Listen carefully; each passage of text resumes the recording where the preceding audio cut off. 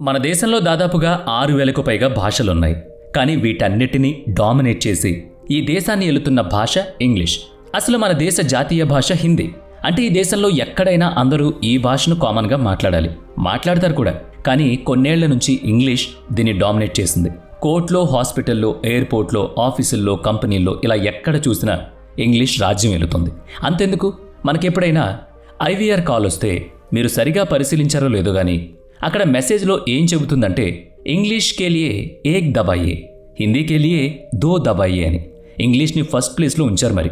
అంతేకాదు, ఇంకొక విచిత్రమైన విషయం ఏంటంటే ఎవరైనా హిందీని వాళ్ళ మాతృభాషలో కానీ మాట్లాడుతుంటే వాళ్ళని చాలా తక్కువగా చూస్తున్నారు. ఇంగ్లీష్ మాట్లాడే వాళ్ళని చాలా పెద్దవాళ్ళుగా చూస్తున్నారు. దాన్ని ఒక స్టేటస్ అనుకుంటున్నారు. ఇదంతా ఎందుకు జరుగుతుంది అంటే దానికి ఎన్నో కారణాలున్నాయి. ఇంటర్నెట్. అవును, ఇంటర్నెట్ మనిషిని చాలా మారుస్తుంది. అయితే మరి ఈ ఇంటర్నెట్ ఎక్కడిది అంటే అమెరికా. మనం నిత్యం వాడే గూగుల్, యూట్యూబ్ ఇవన్నీ కూడా అమెరికా కంపెనీలే. మరి అమెరికా మాతృభాష ఏంటి? ఇంగ్లీష్. అందుకే వాళ్ళు వారి మాతృభాషలోనే ఈ ఇంటర్నెట్ను నడిపిస్తున్నారు. మనం దాంట్లోనే నడుస్తున్నాం. ఈ ఇంటర్నెట్ ప్రపంచమంతా వ్యాపించింది. అందుకే ఇప్పుడు అందరి నోట ఇంగ్లీషే. ఇంటర్నెట్ ఆపరేట్ చేయాలంటే ఖచ్చితంగా మనకు బేసిక్ ఇంగ్లీష్ అయినా వచ్చి ఉండాలి. ఇక ఇంటర్నెట్లో ప్రొఫెషన్స్ అవ్వాలన్నా, ఒక మంచి కంపెనీలో జాబ్ కావాలన్నా ఇంగ్లీష్ చాలా అవసరం. ఒకవేళ ఇంగ్లీష్ రాకపోతే ఏ జాబ్ మనకి రాదు. ఒకవేళ వచ్చినా ఆ జీతాలు మనకి సరిపోవు. అందుకే ఖచ్చితంగా అందరికీ ఇంగ్లీష్ రావాలి. అప్పుడే జీవితంలో సక్సెస్ అందుకోగలం. ఒక 3 నెలల పాటు కష్టపడితే ఎవరైనా సరే ఇంగ్లీష్ వస్తుంది, నేను మాటిస్తున్నా అని చెప్తారు. కానీ మనం ఆ 3 నెలలు కూర్చోం కదా. అసలు ఇంగ్లీష్ ఎలా పుట్టింది? మన మాతృభాష హిందీ ఉన్నట్టే ఇంగ్లీష్ వాళ్లకు ఇంగ్లీష్ వాళ్ళ మాతృభాష. బ్రిటిషర్లు ప్రపంచమంతా తిరుగుతూ దేశాలను ఆక్రమించుకునేవాళ్ళు. అందులో మన దేశం కూడా ఉంది. ఇలా దేశాలను ఆక్రమించుకుని అక్కడ కంపెనీలు పెట్టి వ్యాపారాలు చేసేవాళ్ళు. ఇక అక్కడ ఉన్న లోకల్ జనాలను ఆ కంపెనీలో పనిలో పెట్టుకునేవాళ్ళు. ఇలా వాళ్ళు ఏ దేశం వెళ్ళినా అక్కడ ఇంగ్లీష్ను వదిలిపెట్టి వెళ్ళిపోయేవారు. ఇక ఇంటర్నెట్. ఈ ఇంటర్నెట్ ఎక్కడిది? ఇది కూడా ఇంగ్లీష్ వారిదే. YouTube, Google, Twitter, Instagram, Facebook ఇలాంటి పాపులర్ సాఫ్ట్వేర్లు అన్నీ కూడా ఇంగ్లీష్ వాళ్ళవే. దీంతో ఇవన్నీ కూడా ఇంగ్లీష్ భాషలోనే డిజైన్ చేసి ఉంటాయి. ఈ ఇంటర్నెట్ అనేది చాలా వేగంగా ప్రపంచవ్యాప్తంగా విస్తరించింది. అదేవిధంగా ఇంగ్లీష్ కూడా ప్రపంచంలో ఉన్న అన్ని కోణాలకు ఇంటర్నెట్ వెళుతుంది. కొంచెం అడ్వాన్స్డ్గా ఇంటర్నెట్ని వాడాలన్నా బేసిక్ ఇంగ్లీష్ వచ్చి ఉండాలి. ఒకవేళ ఏదైనా ప్రొఫెషనల్ కోర్స్ కంప్లీట్ చేయాలంటే ఖచ్చితంగా ఇంగ్లీష్ రావాల్సిందే. అలాగే మంచి జాబ్ కావాలన్నా కూడా ఇంగ్లీష్ రావాల్సిందే. ప్రతి చోట ఇప్పుడు ఇంగ్లీష్ ఉంది. సో ఖచ్చితంగా అందరికీ ఇంగ్లీష్ వచ్చి తీరాల్సిందే. ఈ వీడియో మొదట్లో ఇంగ్లీష్ గురించి మీకు చెప్పాను. నిజంగా ఇది దేశం మొత్తాన్నే కాదు, ప్రపంచాన్నే ఆక్యుపై చేసింది. అయినా ఇంగ్లీష్ వచ్చి తీరాల్సిందే కదా. నిజంగా బ్రిటిషర్లు మన దేశం రాకపోయి ఉంటే మనం ఇంగ్లీష్ నేర్చుకునే వాళ్ళం కాదు.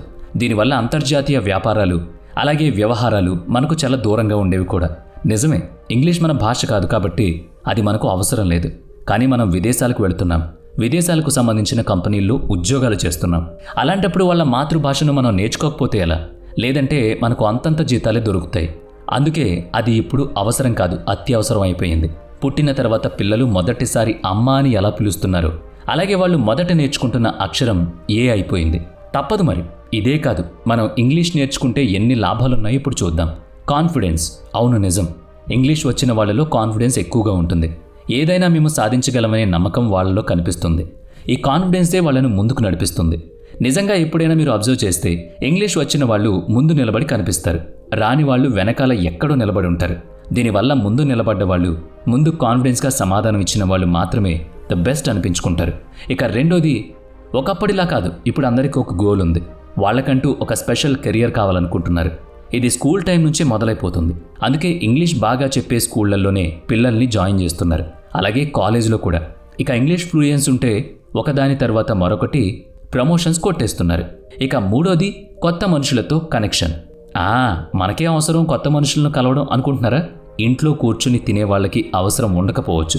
కానీ బయటకెళ్ళి ప్రపంచాన్ని జయించాలంటే ఆంగ్లం తప్పనిసరి. వాళ్లతో ఒక మంచి రిలేషన్ పెంచుకోవాల్సిన అవసరం ఉంటుంది. అంతెందుకు, ఒక పని దొరకాలన్నా, ఆ పని కోసం డబ్బులు మాట్లాడుకోవాలన్నా, ఒక ప్రాజెక్ట్ను దక్కించుకోవాలన్నా కూడా అవతలి వాళ్ళతో ఇంగ్లీష్ మాట్లాడి తీరాలి ఈ సాఫ్ట్వేర్ రంగంలో. అలా అన్నిటికీ ఇంగ్లీష్ భాష అత్యవసరం అయినప్పుడు మనం నేర్చుకోక తప్పదు కదా. చాలామంది అంటూ ఉంటారు, ఇంగ్లీష్ అర్థం అవుతుంది కానీ మాట్లాడడం రావడం లేదు అని. నిజమే, ఎదుటి వాళ్ళు ఇంగ్లీష్లో మాట్లాడితే అర్థం అవుతుంది. దానికి సమాధానం చెప్పాలంటే మాత్రం నోటిలోంచి మాట రాదు. అయితే మైండ్లో సమాధానం ఉంటే పదాలన్నీ కూడా తిరుగుతాయి. కానీ అది ఒక సెంటెన్స్గా ఫామ్ అవ్వదు, రాదు. ఇదే చాలామందికి ఎదురయ్యే ముఖ్య ఆటంకం. అయితే నేను ఇలాంటి సమస్య ఎదుర్కొనే వాళ్ళకు ఒక చిట్కా చెబుతున్నాను. మరి ఫాలో అవుతారు కదా? ఆ చిట్కా ఏంటంటే, సేమ్ టు సేమ్ ఇలా మైండ్లో ఉండి సెంటెన్స్ ఫామ్ చేసి మాట్లాడడం రాని వాళ్ళు ఖచ్చితంగా ప్రతిరోజు ఇంగ్లీష్ న్యూస్ పేపర్ చదవండి. న్యూస్ పేపర్ అంటే మొత్తం అని కాదు, అందులో మీకు ఏ సబ్జెక్ట్ ఇష్టమో అది చదవండి. అంతేకాదు, చిన్నపిల్లల స్టోరీ బుక్స్ ఉంటాయి, అవి కొనుక్కుని తెచ్చుకుని పిల్లలతో పాటు మీరు చదవచ్చు. దాంట్లో చాలా సింపుల్ ఇంగ్లీష్ ఉంటుంది. ఇలా బుక్స్ చదవడం వల్ల నెమ్మదిగా మీరే సెంటెన్స్ ఈజీగా తయారు చేస్తారు. ఇక రెండోది స్పోకెన్ ఇంగ్లీష్. మీకు ఇంగ్లీష్ అర్థం అవుతుంది, సెంటెన్స్ ఫామ్ కూడా చేయగలుగుతున్నారు, కానీ మాట్లాడలేకపోతున్నారు. మరి అలాంటి వాళ్ళు ఏం చేయాలంటే, ఇప్పుడు యూట్యూబ్లో చాలా స్పోకెన్ ఇంగ్లీష్ క్లాసెస్ జరుగుతున్నాయి ఫ్రీగా. దాంట్లో మీరు నేర్చుకోవచ్చు. ఇక్కడ 2 స్టెప్లు ఉన్నాయి. అందులో మొదటిది మైండ్లో వచ్చిన సెంటెన్స్ను అందంగా బయటకు ఎక్స్ప్రెస్ చేయడం. రెండోది అదే సమాధానాన్ని కాన్ఫిడెంట్గా చెప్పడం. నిజం, ఈ స్టెప్స్ 2 చాలా కలవర పెడుతూ ఉంటాయి. కానీ ఈ స్టెప్స్ మనం ఒక్కసారి దాటితే ఇక లైఫ్లో వెనక్కి తిరిగి చూసుకోవాల్సిన అవసరం ఉండదు. బయట ఈజీగా మాట్లాడగలుగుతారు. మరి ఇంకెందుకు ఆలస్యం? మీకు దగ్గరలో ఎక్కడైనా స్పోకెన్ ఇంగ్లీష్ క్లాస్ ఉంటే మరి ఇంకెందుకు ఆలస్యం? మీ చేతిలో మొబైల్ ఉంది, దాంట్లో జియో సిమ్ ఉంది. జియో సిమ్ ఉంటే డేటా కూడా వచ్చేసినట్టే. ఈజీగా రోజులో ఒక 10 నిమిషాల పాటు స్పోకెన్ ఇంగ్లీష్ క్లాసెస్ వినండి మీ మాతృభాషలో. అంటే తెలుగులోనే ఇంగ్లీష్ క్లాసెస్ వింటే మీకు ఇప్పుడు ఉన్నదానికంటే బెటర్ ఇంగ్లీష్ వస్తుందని నేను నమ్ముతున్నాను. నేనే మిమ్మల్ని నమ్ముతున్నానంటే మీరు మిమ్మల్ని నమ్మలేరా?